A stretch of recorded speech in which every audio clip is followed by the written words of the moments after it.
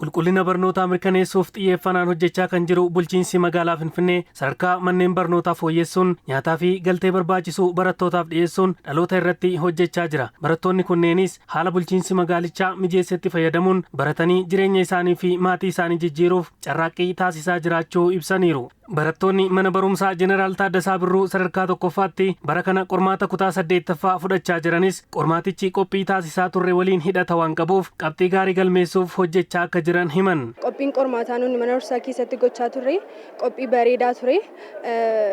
Worksheetii baroota darbanii garaagaraa hojjechuudhaan akkasumas immoo kan kilaasitti barannu riivuu garaagaraa gochuun kitaabilee garaagaraas fayyadamuudhaan itti qophaa'aa turre.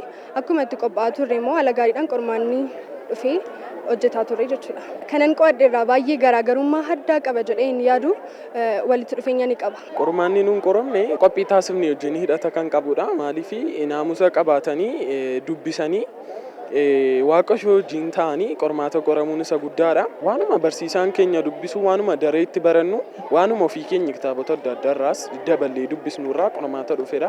Qabxii gaariinis hin galmaa jedhee yaada. Haalli daree keessa turere baay'ee tasgabbii kan qabudha.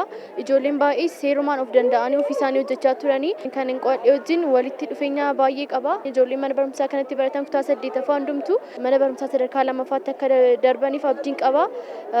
Kanaafiyyuu anis waan hin qo'adhe hundumaa wajjin walitti dhufeenya kan qabuu fi qabxii gaarii nan galmeessadhee yaada. Itti gaafatamaan buufata qormaataa mana barumsaa Jeneraal Taaddasaa Birruu sadarkaa tokkoffaa barsiisaa Baay'isaa Mokonnin gama isaaniitiin barattoonni of danda'anii karaa tasgabbii qabuun qormaata kana akka hojjetaniif qooda fudhattoota waliin qindoominaan hojjechaa jirra jedhan. Ganama sa'a tokkorraa ka'anii barattoonni gara mooraatti galanii daree isaaniif maxxane ilaallatanii daree isaanii seenanii ciree isaanii nyaachuudhaan qortootaaf supervaayizaroota dhimma nageenya kabachiisanii hoogganaa mana barumsaa waliin ta'uudhaan irra deebiidhaan warra qortoota kanaaf orienteeshinii kennuudhaan yaada wal fakkaataa qabachuudhaan qormaata kana karaa qulqullina qabuun raawwachuuf itti fufnee jirra jechuudha. Baatii fulbaanaa irraa eegaluun barattoonni qabxii gaarii akka fidaniif deeggarsaa fi hordoffii taasisaa turuu kan ibsan hoogganaan mana barumsichaa obbo Dhaabaa Tarrafaa bara kana barattoota kutaa 8ffaa 360 qormaata kennaa jiraachuu dubbataniiru. Manni barumsaa Jeneraal Taaddasaa Birruu bara 2018 kana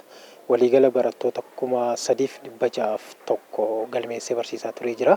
Kana keessaa qormaata kutaa 8tiif barattoota 360 qorsiisuu jalqabee jira jechuudha.